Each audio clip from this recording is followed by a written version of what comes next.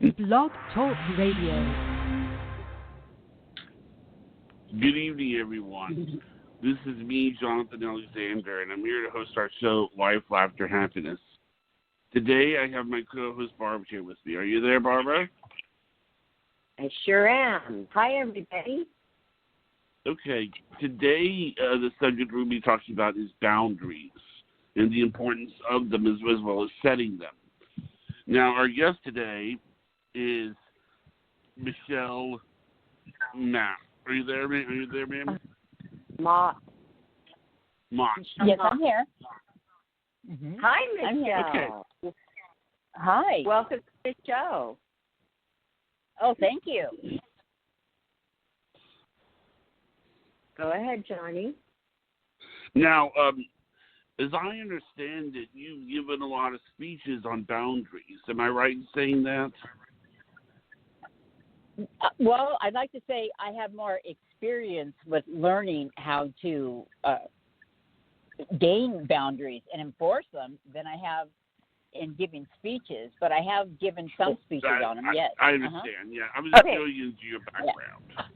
Yeah. Okay. Yeah. Let me interject something here for a second, everybody, just so you know who our guest is, everybody who's listening. Michelle Mott. She is an amazing lady who is amongst us, living. I've had the pleasure of knowing her for, I'm sure, at least 10 years now. And definitely. And I learned so much from you, Michelle, about how to set boundaries. And not only that, but after you do it, to not feel guilty about it. And so we want to dive into this subject with you. I thought of you first off when, I had to set some boundaries right before Christmas with some friends, and they didn't take it so well. And I thought of you, and I kept to my guns, and you know what? Didn't feel guilty. And so I wanted the audience to know a little bit about your background. You won many awards, was awarded the top Toastmaster speaker. You went through that course, which is not easy, and did amazingly. So first, why don't you tell us a little bit about that? Why did you do it, and how did that go, and how did that change your life, and how did you know about boundaries before it? Yeah, well, if you have a couple hours, I'd be happy to. But to summarize it, it was my biggest fear. Growing up, I was so shy that my mother couldn't even say my name in other people's presence without me getting embarrassed. And as I got older, I wanted to fix that. And I realized that speaking in front of other people, the number one fear. So I said, it's so frightening, I have to conquer that. It was like a challenge. And so what then that for you that time in life when you decided to do something about it? What was the first word you said? I'm sorry, I didn't hear it. What age range? What age were you when you said, "Hey, I have fear and I want to conquer"? Yeah, I was in my 30s. Mm-hmm. I was in my 30s. And I was on the track to getting a career and my life and everything all together. And Toastmasters, I could never say enough about that organization and how positive and helpful it is. Wow. I love it. I've heard of it. Great program. Okay, that's wonderful to hear. I've heard of them for many years, even before I knew you did that. And when I heard that you did that, of course, and then won all the top awards during it, I was totally impressed. And it is such a fear, isn't it, to get out there and in front of, I don't care, sometimes if it's just a living room and you're running, who cares, like a Tupperware party even, to get up and all eyes, even 5 people, 10 people, I mean, all eyes are on you. All of a sudden, things change. Oh, my goodness. It's just like what is it? Is it that, okay, I don't want to look stupid, I'm going to flub up, or like what terrorizes us inside us about that? I think we're also self-conscientious that we don't want to look stupid. We don't want to mess up. But what I've learned is the more confidence you have in yourself, and the more confident you are about your material and your subject, and when you're sharing these things about whatever the topic is, you don't have to worry. And you don't have to be concerned about what they think of you. You know what you're talking about. And actually, I want to say something else. One thing that I've always found, and, because when I read somewhere that speaking in front of crowds is the scariest thing in the world, to me, going into surgery is the scariest thing in the world. I mean, it's you're sort of risking your life. The thing is, I've been in surgery 10 times. I've had 10 surgeries in my life. So I always think about that when I go in front of a crowd. Oh. What? Sir, you're saying going to have surgery, so when you're put out, you're afraid of that more than public speaking? Yeah. Oh. Well, then you don't have much confidence in your doctor, do you? No, it's not so much that. I mean, bad things can happen. They all happen, and every time I've had this, I mean, it's a little scary when you realize you have to have surgery because you're being put under.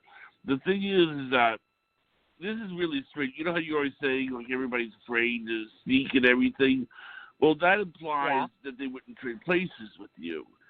So if they wouldn't trade places with you, why would they make fun of you? You understand what I'm saying? That's my view on it. It's like, I mean, if you see someone give a speech and you're petrified of public speaking, you're not going to make fun of them because you wouldn't trade places with them.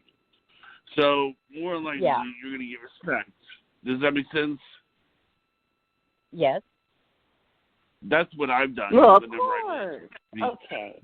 So when you see a person, Johnny, speaking, you are thinking that to yourself, like, oh, well, I noticed they messed up, but I'm not going to laugh because I certainly wouldn't want to be up there, or do you notice? Yeah, it's sort of like, I mean, you can't sort of look at it from a standpoint of, it's nothing, but you look at it from a standpoint of, would you trade places with them? No, they don't make fun of them. And I think as adults, I think we sort of tend to, like, I'll give you an example.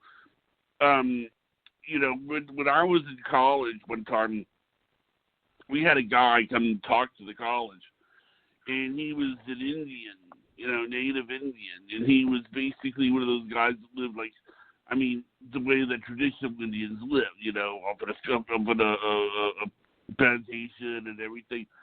And I kept waiting as I would see him speak for the college kids to make fun of him. I was expecting these kids to just make fun of him. It never happened. I mean, they were respectful to him. They would ask him questions, and it was just that I was, and I got to thinking because it's really, it's like this guy was talking about things that they do in ceremonies and things that they do, like in the stories that they tell. So things that you don't really hear about a whole lot unless you are surrounded by Indians. And I asked him, his opinion of the Atlanta Braves, because there was a lot of controversy surrounding them. And he goes, I always liked the Cubs, is what he said. But basically he said that the fact that he really didn't care. He had more things to worry about than whether or not, somebody's doing the tomahawk chop is all they ever had to worry about. Then I guess to be a happy Indian, I don't care. That was just sort of philosophy on it. But too far off track. But I think what it is that I think everybody that was there was taking the philosophy, even though they didn't realize it, they wouldn't trade places with the guy. So, I mean, they're not going to be rude. A lot of that... Or maybe they're just... Johnny, maybe they're just mature by college age, and why would they be making fun of a speaker that they're trying to learn from? So maybe you are overthinking it, and as a spectator even, you're getting anxiety by watching the speaker. which can happen, right, Michelle? I mean, Yeah. I feel like watching somebody who is nervous makes me nervous, and you hear the voice start to shake, and their voice gets airy and weak and higher pitched, and I mean, sometimes the words don't even come out, and you see their face turn. And so do they teach? I want to know, do they teach you about that, how to control it physically? Because some people, I'll say hi to a woman or something, and her whole face turns blotchy. It'll be like blotched. And how do you control that, the physical? Well, to where you can trick people that you're not nervous. When I was very active in Toastmasters, one of their sayings was they formation. And so when you participate in the club and you give speeches and there's a lot of different speaking spots throughout a meeting. So everybody can have a chance to speak in front of the group, even if it's just, a joke. And so that gives you experience of speaking in front of others, even though it was only for so many seconds. And they teach you different techniques. Like before I would go on stage, I would stand in the back of the stage and tighten my whole body, while I'm standing there. And then when you take a deep breath and you relax, it really relaxes you. So they teach you physical techniques as well as how to give a speech, what the content should be, that you need a beginning, a middle, and a conclusion, and how long you can expect your audience to pay attention, stuff like that. It varies. Okay. They've got 25 different manuals. Wow. And how long is the course? Ongoing for years. If you have you can start and stop anytime you want, and what you do when you join a club is you let them know how often you can participate, whether it's once a week or once a month, and then they schedule you accordingly. And that way they're not expecting you and you don't show up, because there are different positions that need to be filled in a meeting. Now, I have a question. Sure. I would think probably the hardest audience would be children, because they do not have a lot of the social. I'm not saying in every case, but I'm just saying, obviously there's some very nice, mature children, I won't say the name, but Barbara's daughter is very mature. But what I'm saying is that it's like sometimes kids don't even realize what they're doing. When they're mature, they don't even realize what it is. It's like some people, they go to school and then they mouth off to the teacher, and then you realize as you get older, you realize that that's stupid. Why are you doing that? Well, that isn't that parents that should be teaching them those manners. Michelle, how do you teach a child that? Okay, it was crazy. Priscilla, I couldn't believe it. She'd come home from school. She had to get up in front of the class with her project. I say, how? I'm asking her, how did this go? Oh, just fine. Oh my gosh, Michelle and Johnny, I was mortified anytime I had to get up in front of the class, and I could not believe it. I would say, really? And she's like, yeah. I go, you don't get nervous when you get up in front of the class? She said, well, not really. Why? Why are some people like that, and some people are like me and you, who had a fear, and so many other people? Most people do have fear of getting up and having all the eyes on them when they speak. Maybe if they're not speaking and they're dancing or they're doing karate or they're doing, playing a sport that they're good at, okay, so yeah, let everybody watch. But when they speak, why does this start so young, the fear of speaking? And this should be changed. And I feel this should be changed in schools. But they need to teach more important things like this. Like, I know. Yes. I noticed so many things they don't teach in school that they should be teaching. So please elaborate on that one. My Sorry. answer to that is adults have been around a lot longer and are more conscientious than children, and they're still in their playful years. They're not thinking about, oh, what does that kid think of me or that kid. They're still just having fun. I taught a class at a school of 6 of Toastmasters to earn the highest award. And it was one of the most rewarding programs I ever participated in. And I got wonderful accolades from the school and the teacher, and it was a successful program. And I was just thrilled. Tell us the award. Tell us what you received. Well, I made Toastmaster of the Year because I worked hard. I spent a lot of vacation hours out away from the office because if I do a lunchtime meeting, it's not just an hour long because you have to travel to the location and whatnot. So I would have to take vacation hours in order to be able to participate in those meetings, and it was worth it. I loved it. But I did make I want to say something about it was a passion. It turned into a passion. I'm sorry, Johnny, but let me to finish the thought with Michelle really quick before your question, please, because it's so important. Yes, it was. Okay. It was a passion. Definitely. Was it a passion? But it wasn't in the beginning. It was like you wanted to conquer fear. But then once you dipped your toes in and started with Toastmasters, how long into it did it become then a passion for you? The first meeting I attended, I took a deep breath like, oh, my gosh, I have arrived.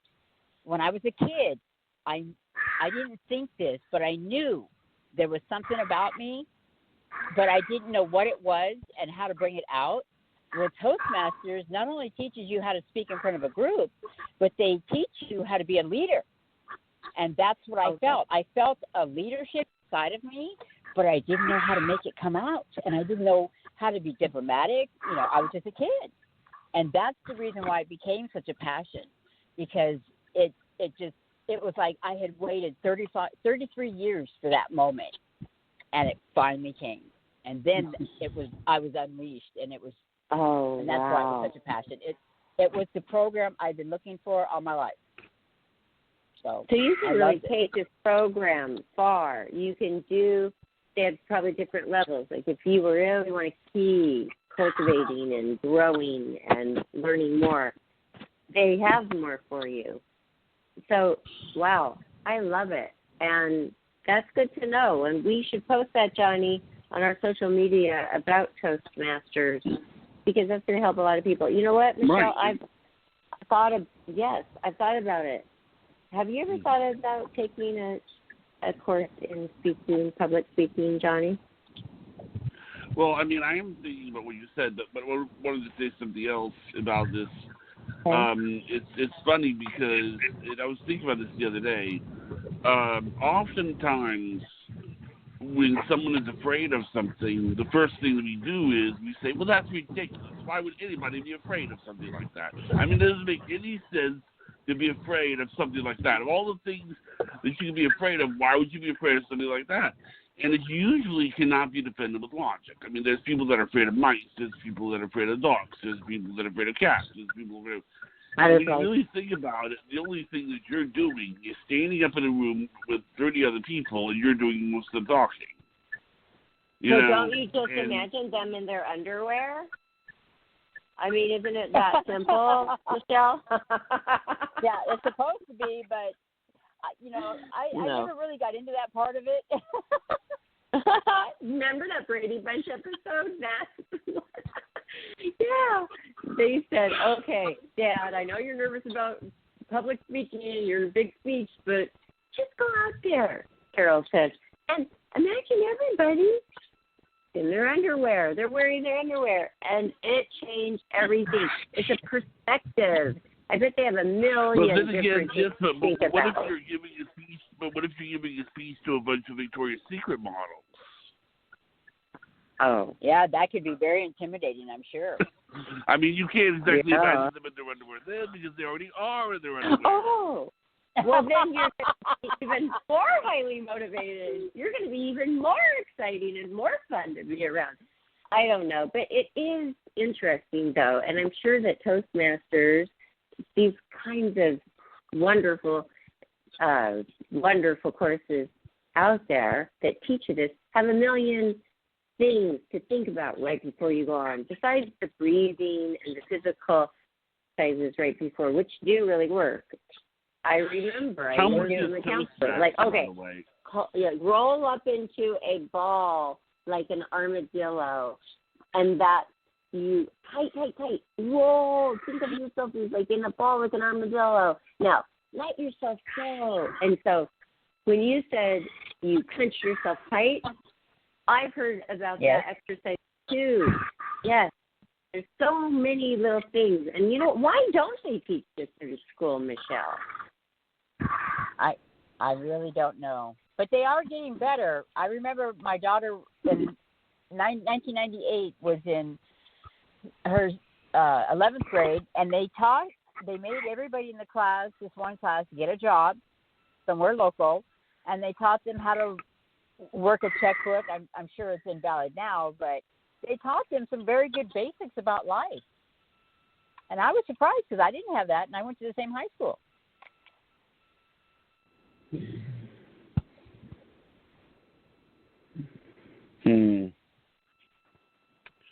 But I mean, I do think that a lot of times it's amazing, because if you really think about the public speaking, you try to defend it with fear or defend it with logic. You know, the fear with logic, it doesn't work so well. That's what's so weird about it, you know, but yet people are so afraid of it, you know. I know. Okay. I wanted to say something about the schooling. So that's good to know that they are getting better, and you did notice. And that's interesting that you went to the high school. Your daughter went to the same high school that you did. That is cool. That's not very common. And that you noticed, because then you really do know. You really do know the difference. So that is good to know that they are getting better at that. But I just think that they don't teach about money. I don't want to get off the subject of, we haven't even gotten on our topic yet, by the way, boundaries, but just really quickly, they don't teach them, like, about credit. Like, what is a credit card? Oh, here, just use your credit card, Mom. Do you know what a credit card is? You know what I mean? That they don't know. They don't. Okay, they had one day how to write a check. People really rarely write checks anymore. This curriculum, I think, with emotional, you know, things like speaking, exercises to do to help, you know, different things like that. I just feel like we're kind of in the dinosaur ages with the children. That, because I'm raising one right now, so I do notice. But I want to know how this has changed your life, your daily life, because you're not going out there. You didn't do this because you want to go be making money as a public speaker. You did it to conquer fear, which you did. Then you got a passion for it, and then you got a Toastmaster of the Year award, which is wow, how amazing!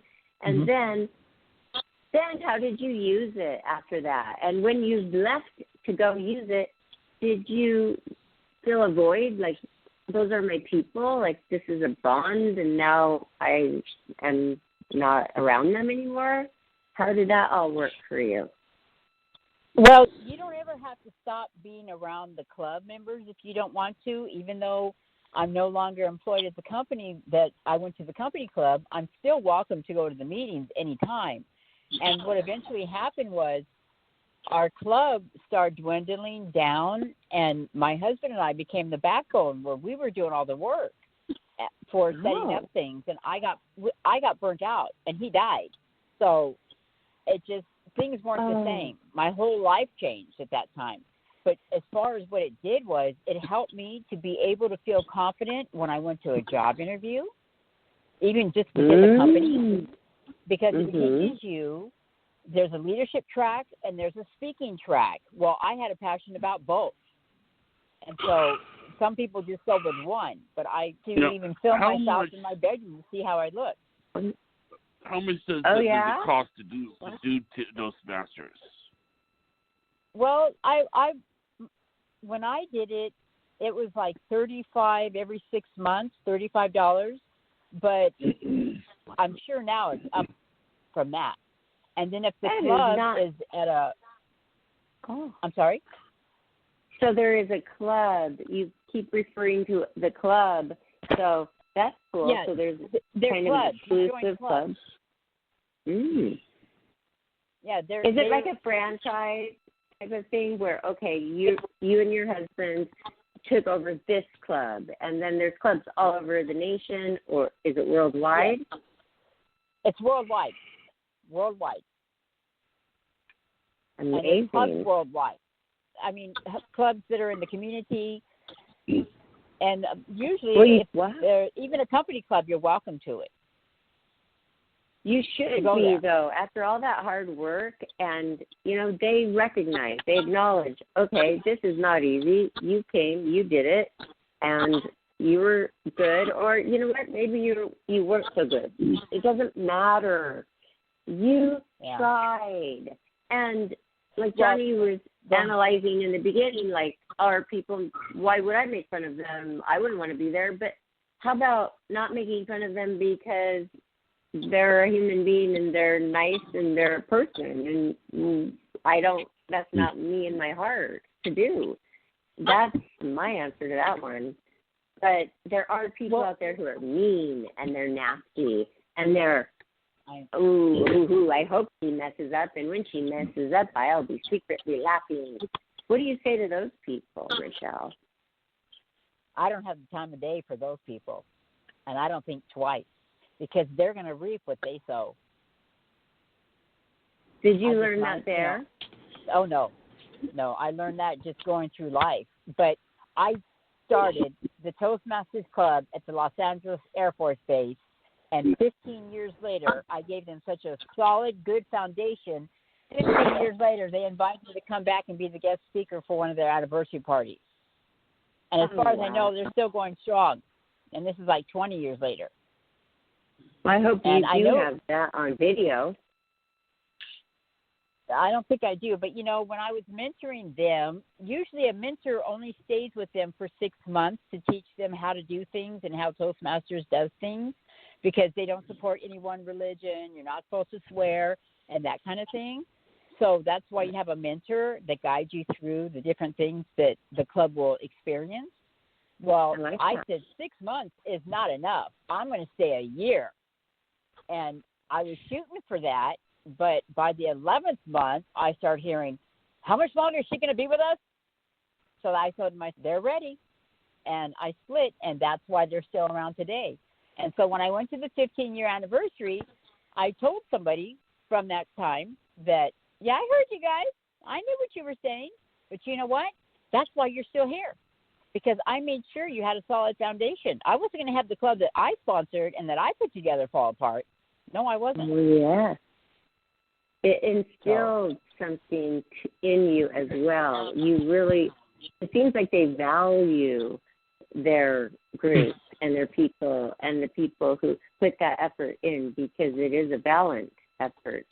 And I'm getting chills right now. And you know what they say, that's something going on. And my legs, they're all chilled because, Michelle, I really have wanted to do this. I must admit that my dad, he sent me to, because I didn't know what to do. I didn't know if I should get married, not get married, and, here's the wedding, 3 months away, and it's huge, and everybody's invited, and I was, like, crying in my closet, and this should be bliss, he said. This time in your life should be bliss.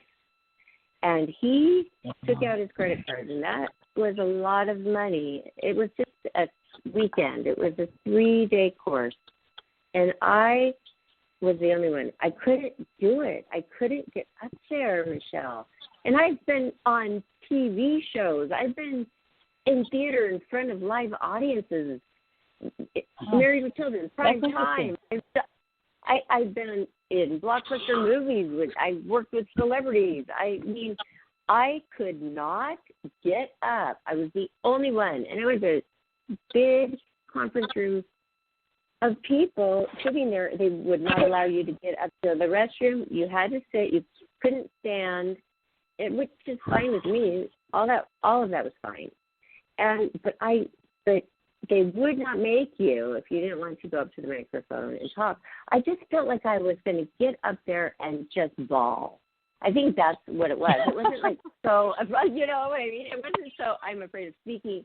It was just I was in that emotional time, and my dad was like, okay, I'm going to help my daughter. I'm going to help her make her decision, find out who she is, what she really wants, and this little weekend was going to do it, and it did. Michelle, it did, even though I didn't get up and speak, and I'm very ashamed of it, because I just, I mean, when you know you're going to get up there and you can't talk because you're going to cry, how do you deal with that? Do they teach you that? The emotional teachers? How what do they say? Well, you have to really picture it in your mind before you go up there and before you do it, and feel the feelings so you can sort of get used to it and feel okay with it, because that way when you're up there speaking about it, you're not going to be so emotional. Like every time I thought of Caitlin having to grow up and go out into the world, my granddaughter, I would cry.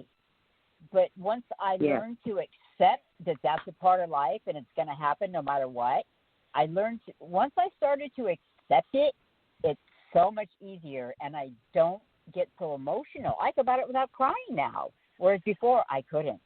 So you have to sort of accept things and then go through it. And I would let myself feel the feelings of not wanting her to be exposed to those bad things out there in that world. And just let it go. Let it go.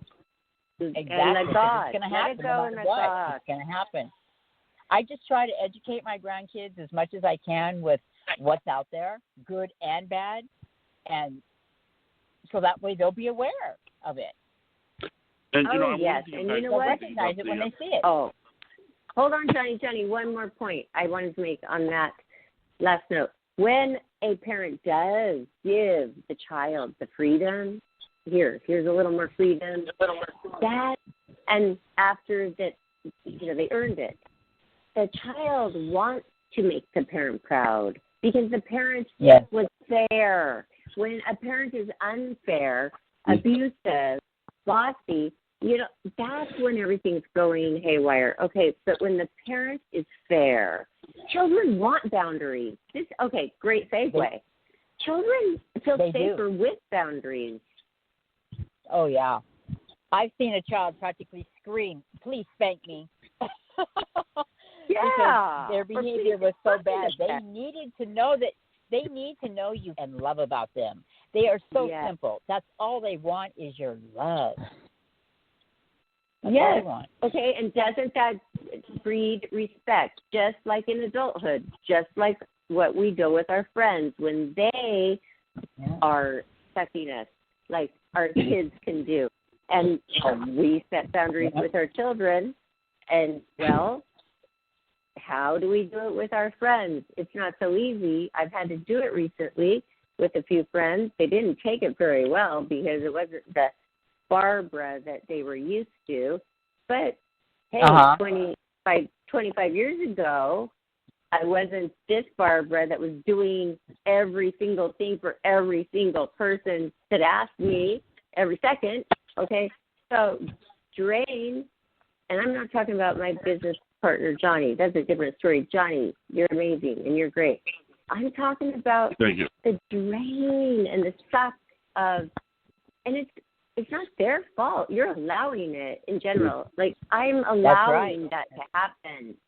So when I spoke to you about a month ago about it, then you told me several things, great advice, and I did put it to fruition. And they didn't take it very well, but you did then teach me another lesson. Then you do not feel guilty about you, what you need, your boundaries, and what you need to do in your life. Then you do not feel guilty about setting those boundaries. So I did that step in my mind too. and I didn't, and I'm fine. Oh, good. I just want to say thank you, Michelle. Thank Oh, you. you're welcome. You're welcome. No problem. See, this is the thing, Barbara. They're doing what they need to do to take care of themselves. They're not worried about anybody else being overworked or overloaded. They're doing what they need. So what's wrong with you saying, well, this is what I need to take care of me? And you might not like it, but you're going to respect me, and they will. Exactly. And they'll learn that they can't get. They'll learn that they can't get away with that stuff with you anymore. They get a deeper, very bigger, larger respect for you, and I think that's what I had. You know, when I first met you. Okay, when I first met you, you were just like, I love these types of people. Cut and dry, okay? No BS, okay? Just, I say it like it is. I don't do anything I don't want to do. If I want to leave, I'm leaving. You know, that's what I love about you, Michelle. And because you know where you stand with me. Hard time with it. What was that? Yeah. You know what was that? Because when you're that way, Barbara, you know where you stand with that person. You're not guessing. You're not wondering what they're thinking or feeling if you know. And I try to be that way. I try to let people know, but not hurt their feelings. Yes. Well, you never hurt my feelings. I just thought, oh, wow. You know, that's somebody that you can't BS, and she's not going to BS you. And you know what? I had the utmost respect for you. And now I'm realizing it, that is really why.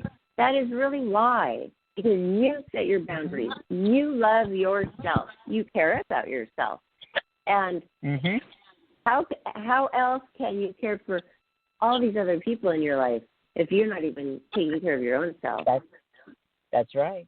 That's right. If you're not going to be around to help or to take care of them, right? You have to take care of yourself. Well, yeah, but also as a person that they're looking at, they're looking up to you. You're their role model. And I like, okay, Johnny, you'll get to your point in a second. Okay, I've known Michelle for a long time. This is Michelle. Every morning, she gets right up. She dresses to the nines. It might be a casual chick. It might be, fancy. It might be, flats. But whatever it is, it's put together. And I think that's just you. Maybe Toastmasters teaches it, but I think that's just you. So you had it. Just me. I think when you went into that Toastmasters, you had it. And they saw that immediately. But that's Michelle, and she dresses perfectly every day. And tell us why you do that. Why do you do that? How does that make you feel? And how does that make you feel? And how does the world react to you when you put yourself together? Okay, I dress. I'm not employed anymore. I don't work, and I don't have to work. I do have an income. But I think to myself, I could put on that frumpy pair of shorts and those tennis shoes as easily as I could put on those nice black pants and those low heels. Why not wear the nicer clothes? You feel better about yourself. And I learned going out in public, people give you better attention. They will give you better service. I know it sounds lame, and it is, that we're so much like that in society, but they do. I get a lot of respect from people, even young guys just call me ma'am because of how I'm dressed. And everybody, some people assume I just came from work, and I said, no, I didn't work today. Oh, you go out dressed like that? Yeah, this is my everyday attire. And it does make you feel better when you know you look good. Yes, and it's new. I mean, it might not be new, brand new, but, if a girlfriend gives me something that she is wonderful, but she's just done, it's new to me. It's gorgeous. If you put something on that's bally and old, but it's comfortable, and I'm just around the house, I feel I'm grungy today. No, you're going to have a grungy day. You're going to feel that way. if you don't get up and wash your face, you're going to feel icky all day long. And you know what? That was one of my New Year's resolutions. I was too embarrassed to say on the New Year's resolution show last night. But really, one of it, just get up and first thing, just get in the shower. Don't wait. Don't have your coffee, then the news, then read the paper, then feed the bird, then water the plants before you take a shower. Just do it. It livens you up. And, that was my thing. And so that's one of them. And then we got into some deeper issues. But, think about yourself, people. Think about what do you want out of life. You're not being selfish. That's right. Yeah, you're not being selfish right. because you don't drop everything when a friend has a crisis and run to them and then you're jacked up on your stuff. No, you have to care about yourself. What do you want out of life? Because you're not going to get there by running after everybody else's problems, are you? Yes. No, you're not. You taught me that a lot. You taught me that, but I think you probably learned that. Tell us a little bit about your childhood, what area you grew up in. It wasn't easy. I grew up started out in North Long Beach in the projects. And back then in the projects, I'm 61, so in the 70s, and it wasn't like it is now from what I understand. It was more like it was just a bunch of low-income families. It wasn't gang-riddled where I lived. It didn't have a bunch of tough kids. It was just a bunch of families. And so it wasn't real bad. And then we moved around a lot, and I wound up in the South Bay, and I went to high school there, and I was determined to graduate because that was a challenge. I really didn't care for school, but I wasn't going to leave without graduating, and I did. And then I didn't go to college right away. I went ahead and worked for a couple of years before I went back to school because I wanted to work. I wanted to make money. I didn't want to be in school all the time. And so I sort of took the long way around. I'm sorry? Okay, what kind of first jobs did you have as a young person? In high school, I not only got paid, but I got credit for working at the Children's Center across the street from the high school, 2 or 3 hours a day after school, Monday through Friday. So that was really my first job. And then wow, because you were good with children. I loved it. I loved it. They put me with the 2 to 4 year olds, and I just had so much fun. Because one time they put me with a 10-year-old group, and they were 10, and they were combative and argumentative, and I was like, no, I need to be with the little ones. Yes, I was too young agree. to put up with that stuff. Yeah, I was ready. Yeah. That didn't work for me. I know. But then oh my gosh! Wow. Well, that's so but sweet, later on that you work with children. I didn't know that. Oh yeah, I've always worked with children. I've always loved kids, and when my husband and I joined this church, I kept telling him, "You're so good with kids. You need to go work with them." And he wouldn't do it, and they kept calling for helpers, so I did it, and it was so rewarding. And then he saw what I was getting out of it, so then he did it, and we even had more in common then because we were both in the same industry. Yeah, that thing where the husband runs the Sunday school and gives his time, the wife beams over that. I've seen this happen. It's not just, okay, this is church, or I'm not talking about any kind of religion. It's about camaraderie. It's about a partnership. It's about having a connection. Some people just have a million babies together and think that's going to bring them closer. You seem to have done it right. And this is amazing. And, you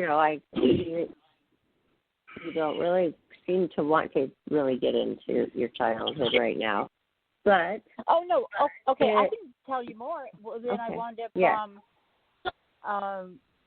My mother had challenges with her mind. She was mentally ill, and so I wound up having to go to foster homes where I didn't know anybody or the neighborhood, and that was something to deal with. Scary, but at least I had a roof over my head. And Okay. How many different foster families did you live with? how many different families? Yes. I think about 4. They put me in one home, and at that time, the social workers were much more personable than they are now. Put me in one home on a Friday, and by Monday, I called them and said, "Get me out of here." Why? And he did. What, He came to pick me what up. happened? Good. What Well, happened? it What was was an it? The home was an older woman, and she had a license for 2 foster girls. Well, I was just starting to become a teenager, and my foster sister was this very studious, smart Asian girl, very quiet. And the woman, she had a lot of rules for the house that didn't seem realistic to me. And I just felt like I was going to be stuck in a prison. Like a my slave. only freedom was to go to school. And so Like a slave, which she was, did control Yeah. you. She wanted It was control, too like a rigid. maid. Yeah, it was too rigid. So I got out of there. It only lasted a weekend. Oh, And I'm when they glad put- you did listen, because the social worker did care and Yes. did get you out of there. That's good. He did. He was cool. And this bothered me though when he picked me up. He says, "Yeah, I was wondering how he was going to do with that one." And he Oh found my out, you know. gosh! Like you were his like this, okay, like chess. He could, Okay, let's send Michelle. Yeah, he could she see. doesn't a bit afraid. he could see how challenging she was when he put me there. See, he knew she was rigid. He could see it. And so no, it didn't work. And these people, Yeah, they thought, have like 30 yeah, let's families do it, huh? to deal with. Oh, it's Oh, a or big more. deal. So I'm glad that you touched upon that, because the reason I wanted to bring that up is because of the topic today, boundaries. And you, the person that I thought of for this show, I didn't even think of anybody else, by the way. I want to know, how much was it Toastmasters and how much of it was your upbringing and the form and what you observed in your elementary school years and different families, like observing, and did you know how to set boundaries then? Obviously you did when you called the guy and said, "Get me out of here." No, that's not really a boundary. That was like, hey, save me, help me, right? Right. Yeah. But a boundary. I didn't really back then. Yeah, I didn't really get into boundaries until my 20s, late 20s, when I started realizing I wasn't happy in the life that I was in, and so I started seeking self-help to try and deal with some of those childhood issues that, because my mom, even when we were with my mom, she didn't sit down and have conversations with us. They didn't talk to us and give us the attention that kids get now. And so I was like this lost person, not knowing what was going on. And so you were this little girl, and your mom says, "This is how it's going to be." You just say, "Okay, that's how it was back then." But do you now have any? I don't think you probably do now. You probably are clear from any kind of regret and anger inside, festering, all that stuff. You know how to get rid of it. But your mom, I mean, how did you deal with that with your mom sending you to foster care? Did you understand because she just cared of you? Did you understand and still love her, or did you resent her? Well, we understood that our mom had a mental problem and would get off her meds and couldn't take care of us. So they would put her in the hospital, and then they had to take us to foster homes. And it was an embarrassment. It was an embarrassment. As I grew up, I understand it better, and fortunately, it didn't come on to me. I don't think I have it, but I'm not aware. But anyway, it was confusing at first because nobody would explain it to us, and we didn't know. All of a sudden, our mom was gone, and we're with some family. It was like, huh? But we just knew we were being housed and taken care of. Oh, but you were with your brother? Yeah. Well, at first okay, I was. God. But then as we grew up, most people either had a foster license for girls or boys. They rarely had one for both. Well, that's another thing. You were split up from your brother. You probably were very close with going through all of this, and then all of a sudden you can't live with your brother. I mean, this is really a traumatizing thing, and that's why I wanted to point it out, because no matter what, how traumatizing your childhood, but you always saw the good. You're like, it wasn't that bad. It wasn't that bad. But, I mean, when you're telling me, I can't imagine myself going through that. So I just wanted to point it out, because if you're going through anything like that, listeners, you can conquer it. You can overcome it. Anything's possible. Michelle did this, you said, definitely. In your 30s. And you did this, and you still are doing things today. How are you using it today? Well, in saying to myself, no one's going to take care of me but me, I set those boundaries with people, and I let them know, this is how it is. And for me, if they don't like it or they have a problem with it, then you can go away, because I don't need people like that in my life. If they're only going to bring me down or drain me, they're not worth it. So I've just learned how to love me and take care of me, because nobody else will. I used to think, I wish I could just be like Michelle and just leave, just go. But why do I have to say goodbye a million times to 20 people, over and over? But, okay, I'm learning, I'm growing, and I'll find my spot. I will. That's right. Really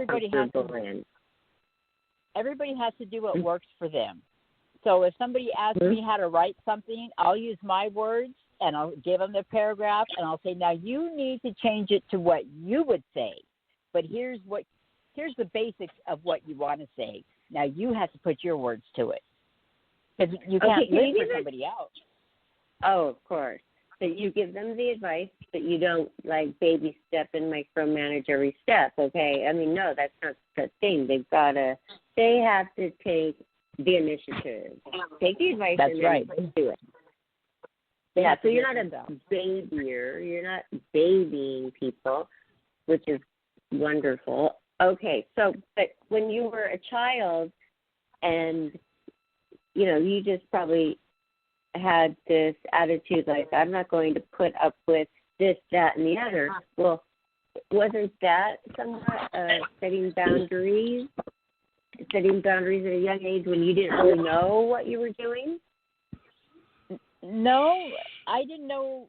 I just went with the flow and whatever was happening. They'd take my mom out of the home and we don't see her for a while, and then they would have homemakers come in with it sometimes, and then it was, and nobody talked to us about what was going on. But I did know that if I had a choice, I wasn't going to live under a Gestapo. Live under a what? Like a Hitler. Oh, and that's what I thought that old lady was I didn't hear the word. Yes, okay, right. And so the message to people, youngsters especially, who take the abuse from like a Hitler type, like I did, but then don't tell, because you know what? Kids, they think, well, if I do, then I'm going to disrupt the things I do love, like my outlet, which is school, and my sports that I love. And then I click that bad at home off, and then when I go back, I'll deal with that. I'll click back into that mode. But and so they don't want to tell sometimes anything, because they don't want to rock the boat of the life that they do love. Yeah. And it is a form of. So what do we do? Do we talk to our children? Well, you do what you do. Yeah, talking to them and explaining things about life to them, I think helps them to understand better. if somebody would have sat me and my brothers down and said, your mother has got some issues that she needs some time to herself to deal with, and this is what's going to happen, that would have been so much better than just putting us in the backyard and locking the gate and taking our mother away while we're screaming. I wonder why it they used to be that way. I wonder why they used to be that way, Michelle, because, you know, you look back when you were 8 or 9 or even 6 or 7, and you were smart. In generally speaking, you're smart. They were once smart kids, but they grow up to be adults and then treat the kids like they don't know anything. And it just was a weird way of living back then. I know, and it's that typical, you know, you're going to do what I say, but yet not let them understand why you're saying that. When I used to teach my grandkids not to run out into the street, I didn't just yell at them, don't run out into the street. I said, don't run out into the street, because if a car comes, it's going to hit you and kill you, and I'll be upset. We don't want that to happen. So you got to tell them why so they can understand. Yes, in a nice way, too, in a calm, nice way that doesn't embarrass them around other people, which so many people humiliate their kids, so then their kids don't even want to ask them the question because they think that they're going to answer it and embarrass them in front of a lot of people.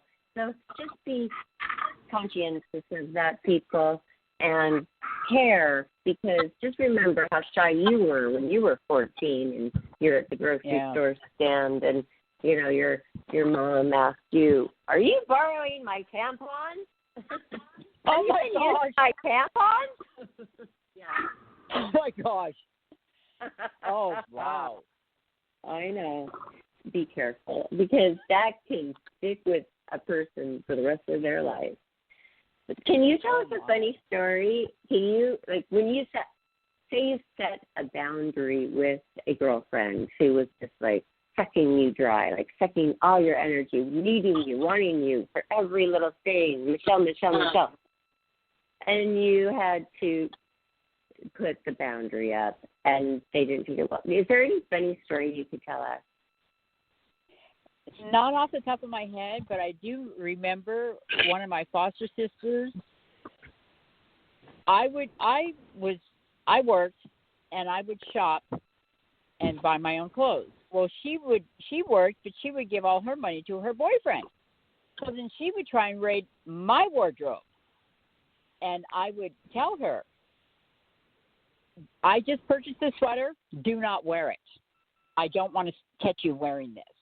And I wouldn't say it so mean, but I would let her know. And then when that piece of clothing would get old and look a little worn, then she'd take it, and I'd be okay with that. That was my boundary. That's where that was okay for me. But when, like, if I have no problem helping people if they need work around the house or whatever, but I let them know. Now I have to cut this off, because I have, like today, in fact, I was with my daughter and my grandsons visiting. I haven't seen them in a month or so. And I said, I made myself get up and walk out the door. I said, I made a commitment to these people, and I have to honor it. I got to go. And so then I get outside, and they were okay with it. So you just have to. Yes, because they were used to it, right, Michelle? They were used to it. Oh, they're used to it now. Yeah, they are. So it's easy. And so then it's easy. They know. And it's not weird. That's how it's like. And I told Johnny that too. And I said, Michelle sent the confirmation. She will be there, guaranteed. I know it, because it's not just about, I have to. It's integrity. You have integrity. That's what right. you say you're going to do, you do it. Yes. That's right. I try to anyway. I try to stick to it. But that anyway. But that was a funny story, though, about the clothes, because that was actually my first boundary that I remember drawing is with, you can borrow anything you want unless it's brand new, you haven't worn it yet, or it is a long gown, or it is designer.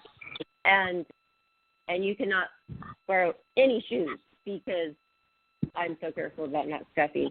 So that was my first boundary. I'm proud of myself now, thinking back about my girlfriends and my clones. Yeah, and I did not have sisters, so I wasn't used to.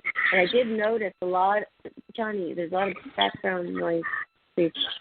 I did notice that when a girlfriend came over who had sisters was different than a girlfriend who did not have sisters, about hand washing, returning on time, carefully taking care of something. It was really interesting. Did you ever notice something like that, Michelle? Yes. And I noticed that people who didn't have to earn it or work for it or to purchase it treat things a lot more differently than those that do. Okay. So we have to be careful. And I noticed that with my foster sister. Oh, yeah? She'd be very giving with my things, but not with hers. So I had to start hiding my stuff. It's just what you put up with. Because when you're in a foster home and they have a license for other girls, you're living with people from who knows where. And they had a completely different environment than you did. And you just don't know what they've been taught or what they know or how they act. It's really something to get used to that, used to other people. Because it's a major experience, many years of experience and observation and just experience, basically, of different things. Wow. So you really enlightened us a lot, and you've been helping me I've been listening to you for years, but now I'm to the point where being on this show now, I feel like I love the show. I have a purpose, and, modeling all the time. You never have a schedule. You don't have a boss, and it's just kind of like wonderful to have a schedule, a show. Johnny's the sweetest guy in the world. Everything's great. And, why not make the whole package great? Why not stop the things that are bothering me? And why not figure out what those are and put up those boundaries to make sure aren't going to happen anymore for 2021? And that is my other New Year's resolution. I am going to set my boundaries. They're going to be fair. And that's what I like about you. You're fair. You have a giving heart. And you know what? Some people might think, oh, she's kind of tough. No, you say it like it is, because you're really just like fun and you love to laugh, and you're really just playful. I mean, we laugh our heads off. And the creativity. Wow. Some people see my serious side, but and I can come across, serious, but I love to play and I love to have fun. And I was a Sunday school teacher for 10 years. And my kids adored me once they got to know me. Because at first they didn't know, but then they found out how fun I was. And I had some very, very good students. Yes. And so we just some of them even got my humor.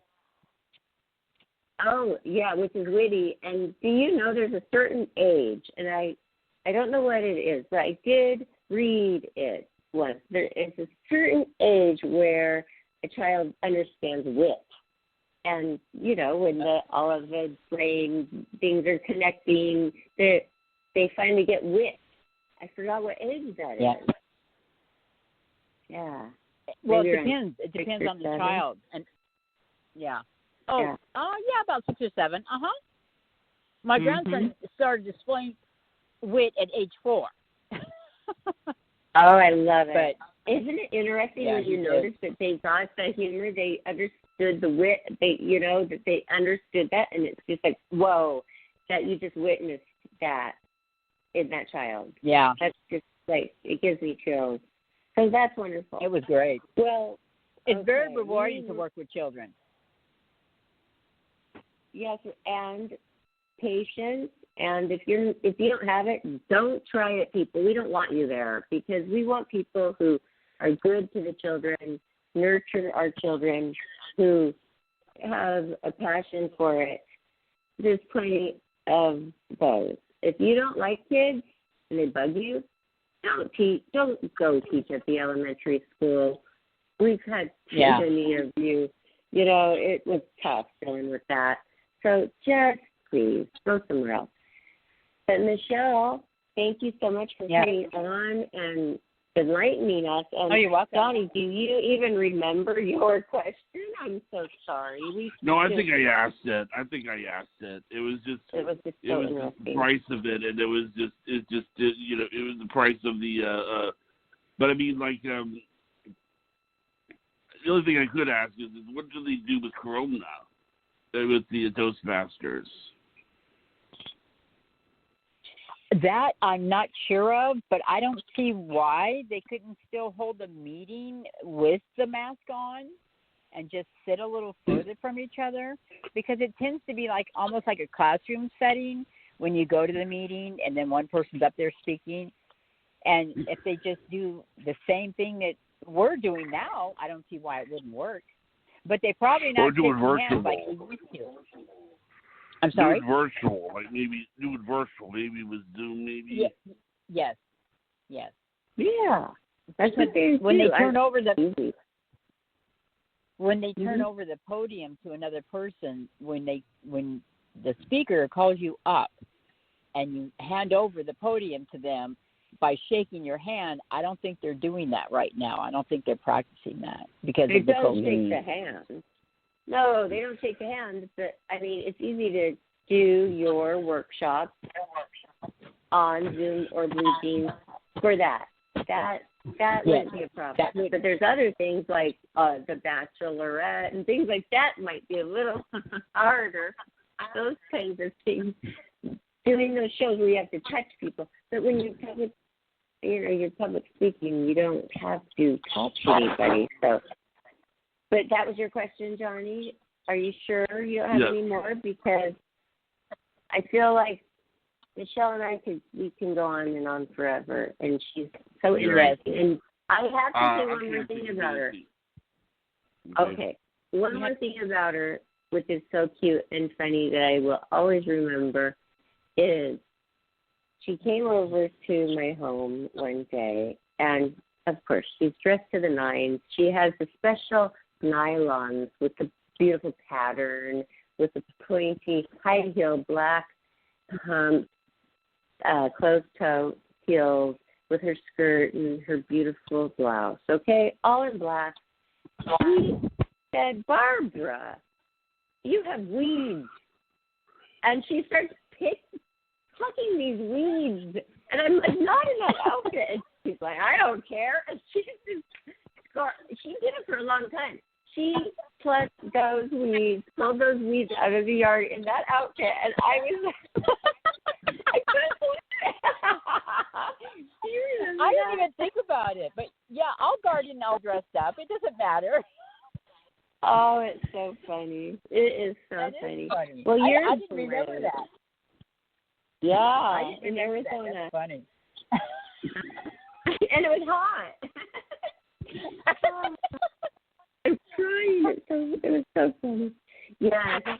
So, well, thank you so much, Michelle. You're great. We would love to have you back on whenever we have a certain issue about a boundary with a certain person. You know, can we have you back on to help us?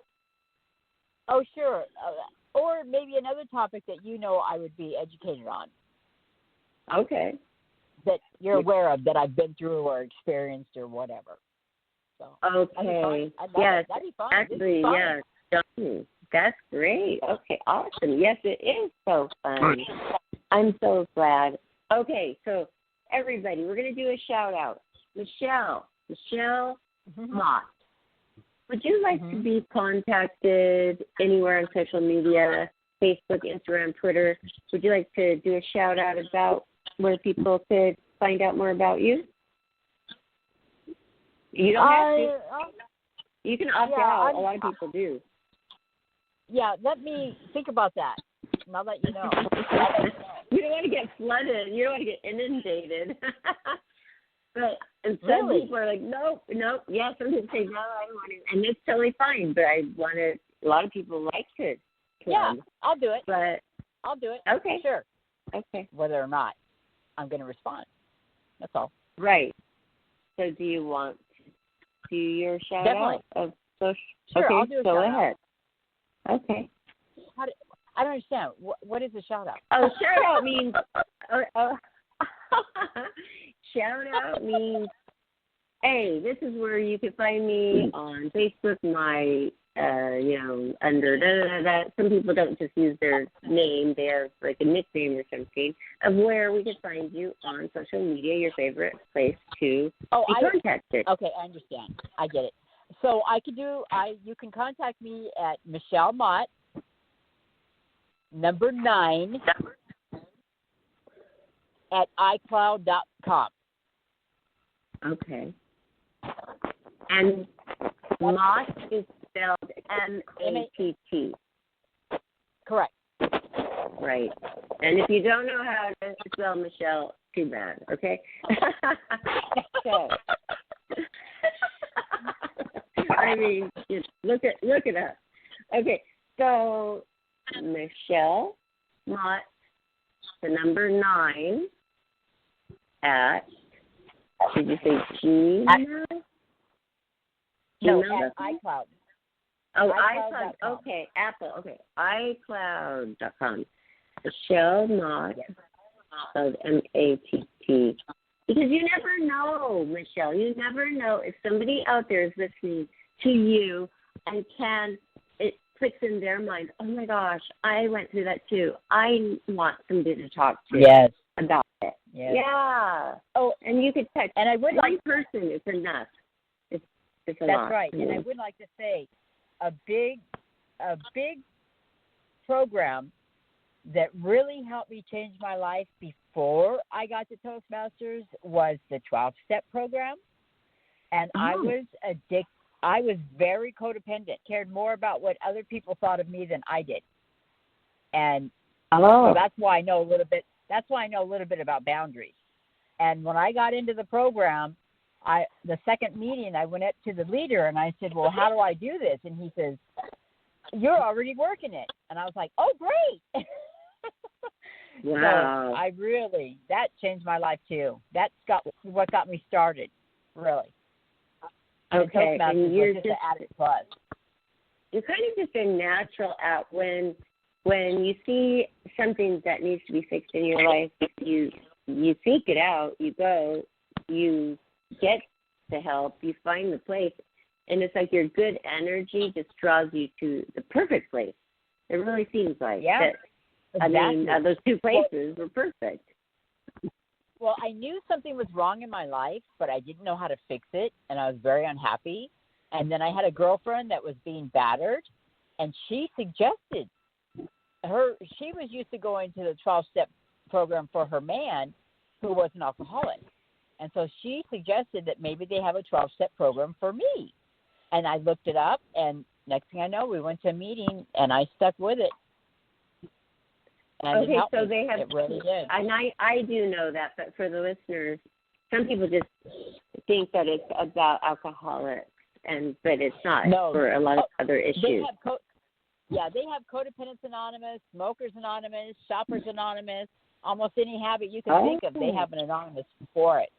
Yes.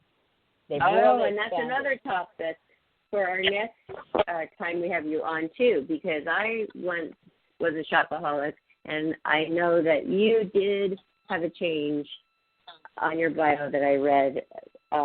You changed from being kind of like a shopaholic. I don't know if you called yourself that, but you recently in June you had a change, and that was the experience. And so we're going to do that next show with you, or the other topic, but a lot of topics. And we're excited. Okay, Johnny, aren't you so relieved now that you met Michelle? I think you had a little bit of anxiety because, I talked so highly about you. And, you did a little bit. Well, thank you. Now you feel comfortable. Yes, I do. Do you feel I hope Do you so. feel comfortable now, Johnny? I do. Yes, I do. I'm harmless, and I don't mean bad for good people. I don't wish that for people, period. But Michelle, I know we're going over a little bit, but I forgot this. It was important, and I don't kind of bad, and I don't want to leave Johnny out. Before the show, he was talking about, well, what about boundaries in relationships? And would you like to? Do you know anything about that we could talk about that on a show in the future, or just like maybe a 1 or 2 minute advice to Johnny about a boundary relationship? And do you have a more specific question, Johnny? Yeah, I mean, I think what it is that it's like relationships that sort of grow a little bit, they develop over time. And I've never been very good at telling if a woman's been interested in me or not. Okay. You see what I'm saying? So it's. Well, he thinks that they might just want to use him instead of love him. Oh. So he doesn't know how to set the boundaries up, because he doesn't even know what's going on in a woman's mind to be able to even set the boundaries. Well, do you have to know what's going on in a woman's mind? No, you have your boundaries, and maybe there's a set of questions that he needs to know casually to ask over dinner. Things like that. You just set your limits. You set your limits on what you're willing to give, whether it's monetary or time or whatever it may be. You set your limits, and when they reach those limits, you got to let them know, and that's the best thing because that keeps the communication open between you two. Did you hear that, Johnny? Yes. You have to set the budget limit. I mean, he says, well, I'm thinking of buying this person that and this person that, and I said, Johnny, but you haven't even gotten to that point to do that yet. So I see because I see men being used so much. It's so prevalent. And it's hard to watch one of your best friends, business partner, going through that. So I am trying to help him a little bit, but it'd be better if somebody with more experience like you, Michelle, would come back on and help Johnny with that. Okay. Sure, if I can, I will, and I can share my experience with you because I had a very successful marriage for 10 years with my husband. The first 5 years were a little rough because, as you know, we were getting to know each other. But once we reached that point, it just flowed, and it was wonderful. Wow. And that's so wonderful that you had that, Michelle, because some people look for that their whole life and never find it. And I want to say I am sorry that he is he has passed away. Of course we are sorry. Thank goodness that you even felt that and had that for many years in your life that some people never, ever, ever did feel or have. It's a blessing. Yeah, I felt very blessed to experience that. So I have experienced what it's like to have a healthy relationship because my husband was the one that was mentally healthy and I was becoming that way. And it worked. That's so wonderful when you have an unconditional love and the partner is patient and kind, not, if you mess up, it's over. Bye. And I've been in that. And then pretty soon you can't even be yourself. So boundaries are very important, everybody. Very important. Sure are. Wow. Yep. Well, thank you so much, Michelle. Thanks for staying on a little longer. And if you want to hear this show and to hear all of our other shows, just go to our YouTube channel. Life After Happiness YouTube. And don't forget to subscribe. Michelle, will you subscribe to our YouTube channel? Yes, I will subscribe. Sure. I'll log on. Do you have Roku? You're welcome. Awesome. Thank you. Do you have Roku? No, not yet. I haven't gotten onto that yet. I just have Apple TV All right. and I watch Netflix, but I do have a account at YouTube. YouTube. Okay. Perfect. All right. Well, Johnny, I'll fill her in about the TV show later. Okay. And we have a Roku channel, Life After Happiness TV channel on Roku. Find us on Facebook, Instagram, Twitter, lifeafterhappiness.com, YouTube. And thanks again, Michelle. You're welcome. Thank you. Johnny, Jonathan, Alexander, and to all the listeners. Have a great night. You too. Good night. Good night, Barbara. Good night.